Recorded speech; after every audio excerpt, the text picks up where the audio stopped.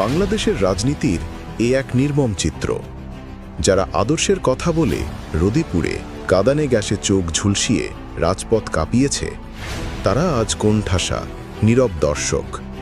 আর যারা সেই সময় ঘরে বসে চা খেতে খেতে সময়ই বলবে বলে হাসত, তারা আজ বড় বড় সিদ্ধান্তের মালিক, বড় বড় চেয়ারে বসা নেতা।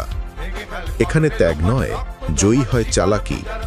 আদর্শ নয়, দরকার হয় সম্পর্ক আর হিসেবি চাতুরতা। রাস্তায় যারা গলা ছেড়ে বলেছিল সত্যের জন্য প্রাণ দিতেও রাজি, তাদের সেই গলাগুলো এখন নিস্তব্ধ। কারণ আজ সত্য বলতে নেই, শুধু সুবিধা মতো অবস্থান নিতে হয়। রাজনীতি এখন আর জনতার হাতের নয়, এখন তা কিছু কৌশলী মানুষের কণ্ঠে, যারা সময় দেখে কথা বলে, সুযোগ দেখে আদর্শ বদলায়, আর মানুষের আবেগকে পুঁজি বানিয়ে নিজেদের ভবিষ্যৎ গড়ে। তবুও আশা করি একদিন সত্য ফিরে আসবে, আবার রাজপথে হাঁটবে আদর্শের সৈনিক, আবার নেতৃত্বে থাকবে যারা ত্যাগ করেছে, আর যারা ধান্দায় ছিল তারা ইতিহাসে থাকবে একটি শিক্ষণীয় অধ্যায় হিসেবে।